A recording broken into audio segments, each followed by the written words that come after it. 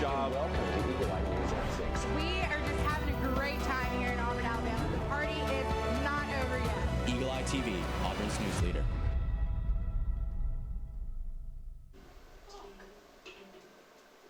Good evening. Welcome to Eagle Eye News at 6. Tonight, the government shutdown is over, and we'll discuss what that means for you. Also, a power outage, Miss Auburn callouts, and all things Auburn news.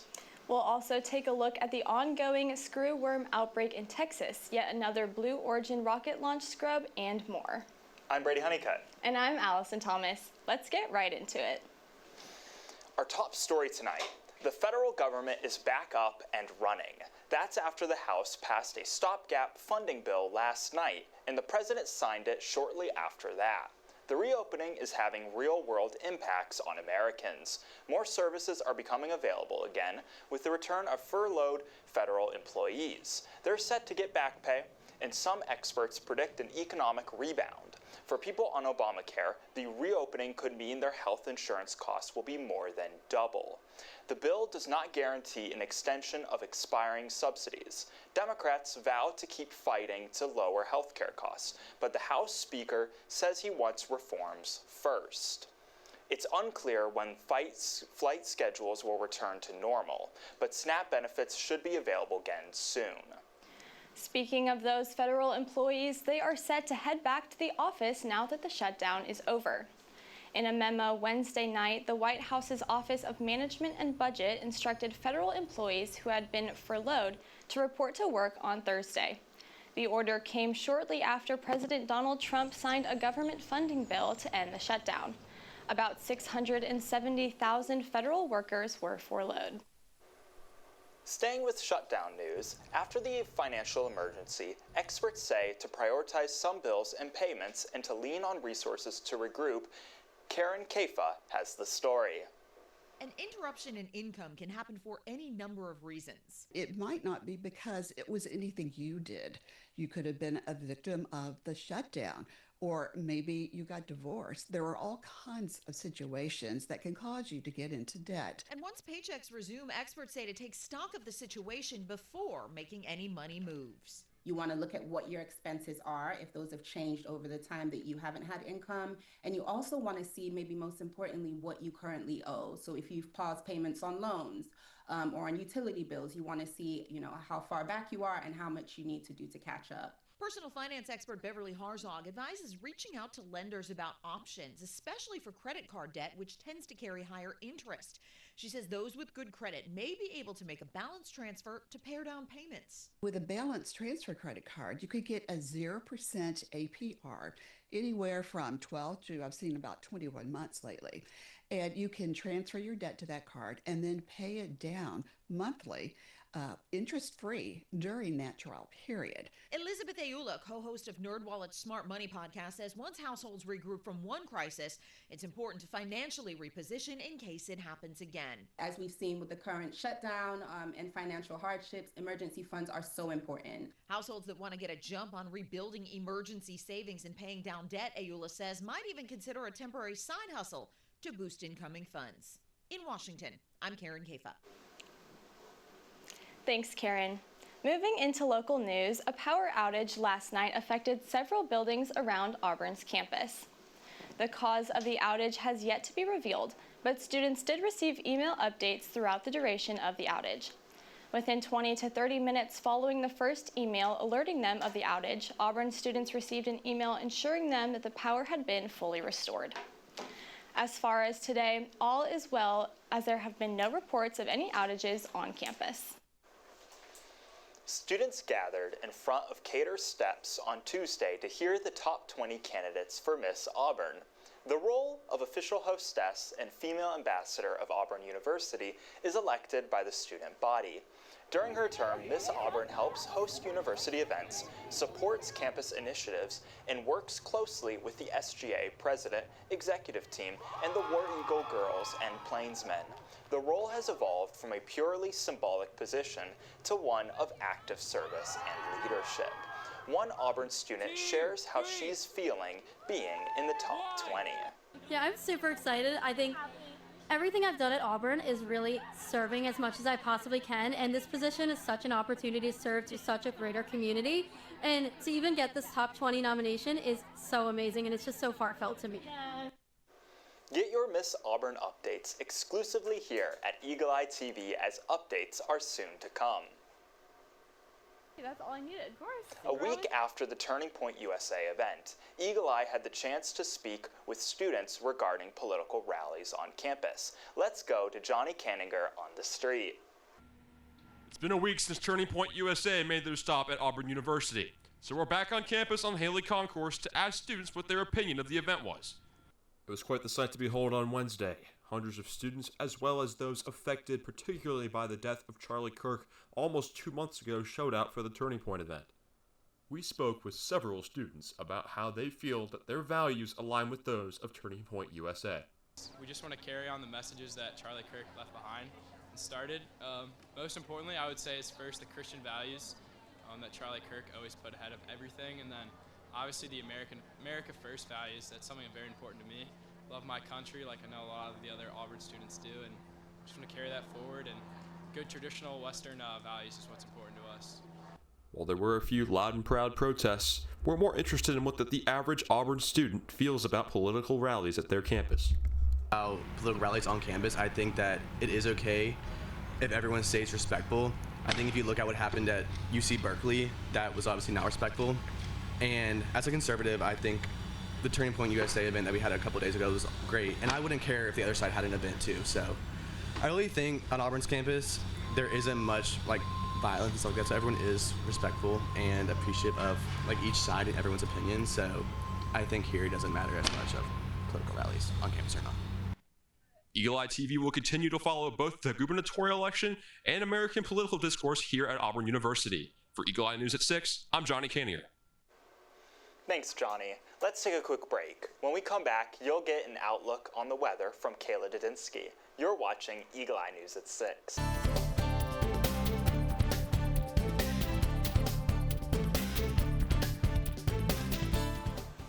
Welcome back to Eagle Eye News at 6. My name is Kayla Dudinsky, here with your weather outlook for this week on the Plains.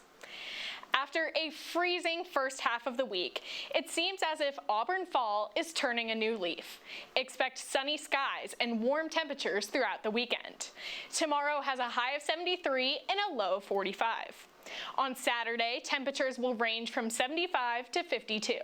With just a few more clouds, Sunday will feel similar, with a high of 76 and a low of 51.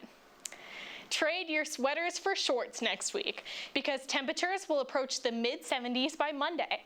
Monday brings a high of 76 and a low of 54. Tuesday will be marginally warmer, having a high of 77 and a low of 58, with Wednesday to follow suit. It's the perfect temperature for some outdoor fun. Perhaps plan a mini golf adventure or hike in Chihuahua. With no potential for rain for the first half of the week, expect sunny to partly cloudy skies as we head into Thanksgiving break. And that's all for this week's Weather on the Plains. Don't go anywhere. Coming up, Allison and Brady have your national news update over at the desk.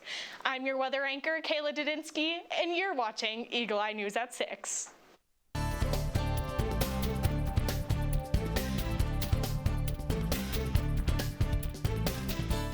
Welcome back to Eagle Eye News at 6. Authorities in Texas are inspecting livestock for the New World screwworm. It's a flesh-eating parasite that has the potential to wreck the cattle industry. The screwworm is the larval form of a fly that nests in the wounds of warm-blooded animals and slowly eats them alive. On Tuesday, inspectors with the Texas Animal Health Commission along a highway south of San Antonio were checking for signs of the screwworm on animals heading north. Officials in Mexico have reported more than 800 active cases in cattle. As a result, the U.S. has blocked imports of live Mexican cattle for a second time over the summer. An outbreak of the New World screwworm began to spread across Central America early in 2023. It reached southern Mexico late in 2024. The screwworm has not been detected in the Rio Grande Valley. Texas says its inspections are happening 80 miles north of the border. The latest Blue Origin New Glenn rocket launch from Cape Canaveral, Florida, was scrubbed again on Wednesday. This time it was due to concerns about the effects of solar storms. The launch was already delayed on Sunday due to bad weather and other factors. The Blue Origin missile will deliver 2 NASA satellites to Mars. The first launch of the New Glenn was in January. This would be the second one and the first launch with a commercial payload. The reusable 2-stage heavy-lift New Glenn rocket is named after John Glenn, the first American to orbit the Earth. A new launch date has yet to be announced for the Blue Origin's New Glenn mission. The Supreme Court is gearing up for oral arguments on 2 blockbuster controversies in January. On January 13th, the judges will take up a pair of challenges to state bans that block transgender students from playing on sports teams that align with their gender identity. Then, on January 21st, the court will hear arguments over whether President Donald Trump can fire a federal judge, Reserve Governor Lisa Cook. The outcome of that closely watched case could risk the independence of an agency with vast power over the U.S. economy. The High Court is expected to hand down decisions in those cases before the end of June. Men survived a small plane crash without injuries in Chesterfield, Missouri Tuesday. The plane was returning to the Spirit of St. Louis Airport when it crashed. The pilot deployed a parachute, which investigators says helped glide the plane into the tree line. A Chesterfield City Councilwoman said the fact that men got up and walked away from the crash is a miracle. The National Transportation Safety Board will investigate the cause of the crash. In Massachusetts, a golden doodle dog named Ginger is back home after spending 60 days on the run. A local volunteer stepped up to help find and rescue the missing 3-year-old dog by using a drone. John Perrick has more on Ginger's long journey. It was getting to a point where it was just like, I don't know if this is going to be possible to see her again. Renee Sousa is Ginger's owner. She rescued Ginger and her sister back in August from Arkansas, welcoming the 2 dogs into their East Greenwich home. But shortly after, Ginger took off into the woods and down these neighboring train tracks. The first week was the scariest because we would go back out to the yard through the woods to see if she would just come back through there. Ginger never did. Renee started to panic and took to Facebook to announce the news. That's when Dawn McPhillips with Missing Dogs of Massachusetts stepped in, saying she would be there the next day, ready to help. We started putting flyers up, and sure enough, there was a hit. Somebody in North Kingstown said they had seen her. That brought them to the Signal Rock area, where Dawn set up these live cameras, traps, and even used a thermal drone to track the dog through busy streets, quiet neighborhoods, and the woods. There were times where the coyotes were right next to her. When they found Ginger using those cameras, they weren't able to just go in and grab her because she was in flight mode and was afraid of humans. So Dawn lured her into this backyard using food. When she came in, Dawn closed the gate. We had 1 shot to do it. And they secured her. The 60-day search was over. She said, I have Ginger. And I said, no, you don't. I don't believe you. A few trips to the vet then followed. But tonight, Ginger is one happy dog, and her owner is forever grateful for Dawn's work, who for 2 months, like a true dog whisperer, predicted Ginger's every next move until she was back where she belongs. We're beyond grateful for her. Truly a heartwarming story. It's time for a quick break. When we come back, you'll get your entertainment update with Eagle Eye's Kathryn Mims. You're watching Eagle Eye TV, at Auburn's news leader. Don't go anywhere.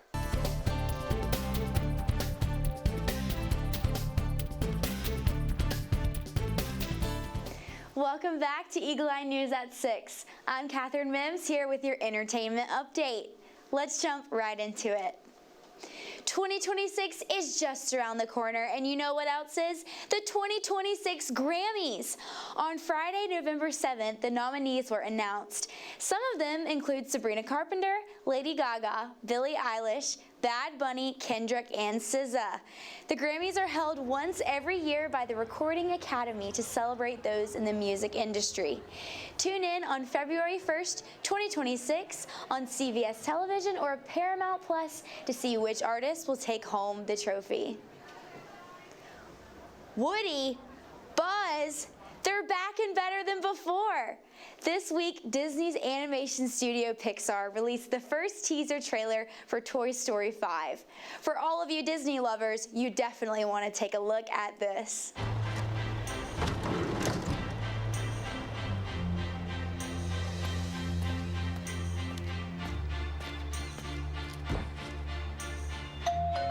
Bonnie, there's a package for you. I was standing,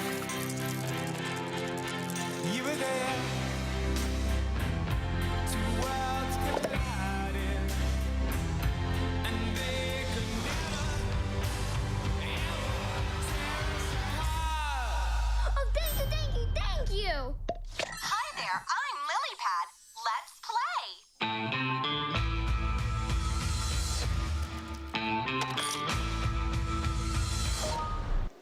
Oh, what a world. What a world indeed, because the Wicked Witch of the West has died, and now her hat is up for auction.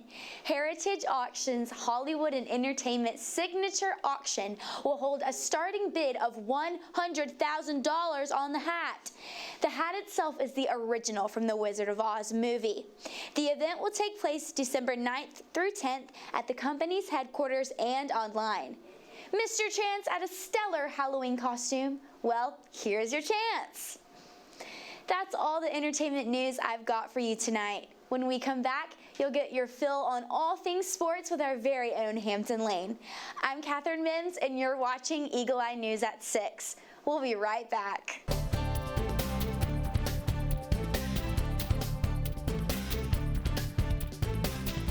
Welcome back to Eagle Eye News at 6. I'm Hampton Lane with your Auburn Sports Update. Let's jump right on in. Starting off with some Auburn volleyball, the game was delayed by the campus-wide power outage last night, but as the lights came on late, so did the Auburn team. Down 2-0 against a number 4 ranked Texas, Auburn responded with 2 sets of their own, 25-21 and then 25-22. Inspired by Auburn outside hitter Liz Marcosio's career high 20 kill and 14 dig night, Auburn opened up a lead in the 5th set, hoping to pull out a win against a highly ranked team. But injuries to the Tigers slowed down their run as Texas pulled out the set 15-9. Now, talking about another team with a thriller finish. In the first game of the DJ Durkin interim era, it was a surprising sight for Auburn fans all around. Auburn unfortunately lost in overtime last week in Nashville, once again to Diego Pavia and the Vanderbilt Commodores, 45-38. Now, Auburn fans have come to expect a little bit of a lower score on both sides of the ball this year, as that was the first game this year as the Auburn defense gave up more than 25 points. Even with giving up 45 points, that didn't stop Xavier Atkins from being named as the Beneric semifinalist with his 9 tackles and 1.5 tackles for loss. What's more surprising were the offense's performances on their side of the ball this week, as Auburn had, for the first time in 20 years, a 300-yard passer, a 100-yard rusher, and a 100-yard receiver. The offense finally got unfrozen as 2 wide receivers eclipsed a 10-catch mark, hoping to stay hot heading to the bye, which we can't lose, right? Now, for men's basketball, I'll throw it to Vivian Cannell for her recap as Auburn took on Wofford Tuesday night. I'm here in Neville Arena as number 22 Auburn looks to stay undefeated as they face Wofford in their military appreciation game. From the opening tip, Auburn looked sharp, attacking the rim, sharing the ball, and setting the tone with pace.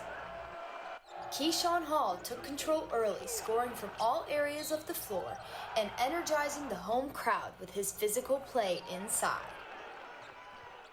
Yeah, Keyshawn Hall. That's it, just Keyshawn Hall. Keyshawn Hall. Freshman Elijah Freeman matched that intensity, pushing the tempo and creating opportunities in transition. The Tigers' defense kept Wofford in check, holding them to just 22 first-half points. Coming out of halftime, Auburn stayed strong. Tahad Pettiford knocked down a quick 3, and Kevin Overton followed with 2 of his own, changing the momentum and building a lead that put the game out of reach. Hall and Freeman combined for 41 points, while Auburn's defense forced 13 turnovers. The Tigers' balance on both ends of the floor powered them to 93-62, but still as a new team, there is room to improve moving into the bulk of the season. Great teams are going to play hard for 40 minutes, and I thought we played really hard for about 30. So got to put a complete game together for us to be able to beat the best teams on our schedule, and obviously we got a really good one on Sunday. With the win, the Tigers move to 3-0 and will face their biggest test yet against number 1 Houston at Legacy Arena this Sunday, the 16th at 2 p.m. For Eagle Eye TV, I'm Vivian Kennel. Thanks, Vivian. The Tigers will take on number 1 Houston Sunday in the biggest test for Auburn so far in a non-conference. That's all I have for you tonight. When you come back, you'll get a business consumer update from Brady and Ella Grace at the desk. You're watching Eagle Eye News at 6. We'll be right back.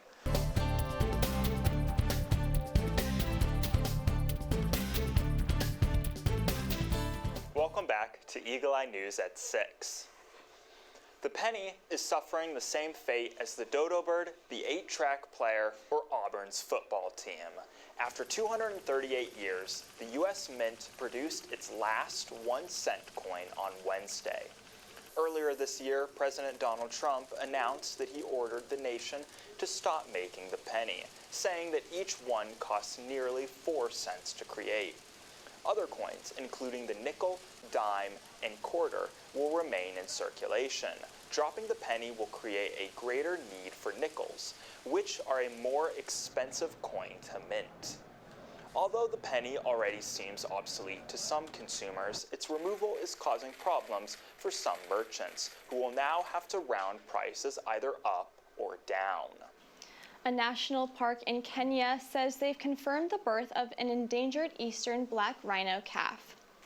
You can see the baby here with its mom in the Chayulu Hills, photographed with one of the park's 42 camera traps. The birth marks the second rhino calf born at the park in less than 2 years. It also brings the Chayulu population of eastern black rhinos up to 9. The Big Life Foundation says it has dozens of rangers who patrol the park to monitor the rhinos. That's how they discovered the tiny 3-toed footprints and made the connection that a new calf was born. Rangers determined the calf's mother is 14-year-old Namunak, and this is her first baby. Autonomous rideshare company Waymo has hit the freeways in the Bay Area of California. CNN's Dustin Dorsey tells us more from the Bay. Sit back, relax, and enjoy the driverless ride. Waymo is breaking free of its restrictions to the city streets of San Francisco and extending service to Bay Area freeways in the city of San Jose as of Wednesday. Well, this is great timing. We have the world's biggest sporting events coming to San Jose next year, Super Bowl, March Madness, World Cup, all happening here in the San Jose Metro. We want to give people options for getting around. And visitors will be able to take a Waymo right here at the San Jose International Airport, only the second airport in the country to offer service. There are autonomous vehicle drop-off spots at both Terminal A and B, separate from other rideshares. SJC Director of Aviation Mookie Patel says Waymo is the perfect option for San Jose. This is a great fit. It allows for great connectivity for business travelers that want to get efficiently over to Mountain View, Santa Clara, Sunnyvale, communities where their companies are headquartered, and we are the closest choice for that. Despite the official rollout, we actually had a hard time booking a Waymo from the airport today. When you check out the app and you try to enter where you want to go, you get a message that says you're outside of the service area. From what we understand, only a select few have been able to get on the wait list early enough to get a ride at SJC. I got an email saying that I got access, so I just took a quick trip for lunch. I was coming from Sunnyvale, then I'm just going to head right back there. Smooth ride, and it's been fast, convenient, haven't had any issues. We only saw 2 cars over several hours Wednesday. Waymo says they will gradually expand access in San Jose and for freeway rides. But before that time, UC Berkeley professor Scott Morris says Waymo will have to continue to prove it's the best option for riders. Yes, of course, we're going to see growth. On net, we're seeing a lot of growth in the Bay Area and California because this is where all the tech companies are. But residents should keep asking the question, is this safer? Waymo is only operating in central San Jose for now, but it's expected to expand throughout the city in time for the major sporting events in 2026.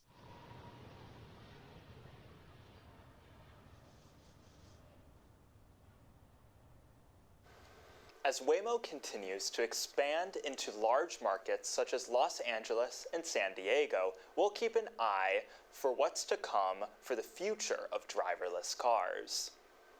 McDonald's popular McRib sandwich is back, but there's a catch. It's only available at select locations, according to the McRib Locator website. Some markets began selling the sandwich last week. It's unclear how long it will be on the menu. In addition, McDonald's Holiday Pie will return nationwide starting November 14th. So if you're craving that McRib, you might want to act fast before it's gone again. Bumblebees can apparently process time. Researchers released a new study Wednesday that says bumblebees can measure how long a light flashes and then use that to find food. The bees learned to fly toward a short flash that led to something sweet. The insects were able to repeat the task even without food, proving they remembered the timing and have flexible learning capabilities. The scientists also say it's the first evidence that insects can process duration like humans and birds. For the full study, check out the journal Biology Letters. To close the show, dozens of U.S. states got a spacey light show, and a bee with horns gets a name fit for the Prince of Darkness. Here's today's Take a Look at This. Sky gazers across the U.S. were treated to a vibrant atmospheric light show as colorful aurora borealis displays were visible as far south as Texas, Georgia, and even Florida.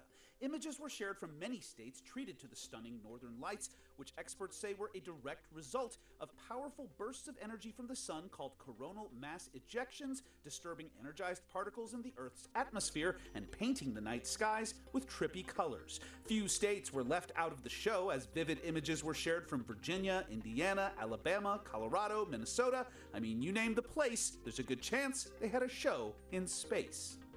Back down on the ground, a pretty polar picture was painted, so to speak, as freezing temperatures in parts of the southern and eastern U.S. created a frigid phenomenon called frost flowers. Images shared from Kentucky and Arkansas show frozen plants turned into crazy crystallized ice sculptures. According to the National Weather Service, frost flowers form when thin layers of ice emerge out of the slits of white or yellow wingstem plants. Finally, from a thing of beauty to a bee from hell. Okay, not literally, but this new bee species has been named Lucifer thanks to the discovery of tiny devil-like horns on the females' heads. The species Megachile lucifer was originally discovered in Australia in 2019, but a newly published study revealed the head horns are specific to the female sex. And while Lucifer is a devilishly clever name, I feel like Beelzebub was a real missed opportunity. For Take a Look at This, I'm Jeremy Roth. We're out of time, but for more Auburn news, head over to our website, eagleeyeauburn.com, and check out our social media pages. Until next time, we'll be keeping an eagle's eye on all things you need to know. For Eagle Eye TV, I'm Allison Thomas. And I'm Brady Huneycutt. Thank you for watching, good night, and War Eagle.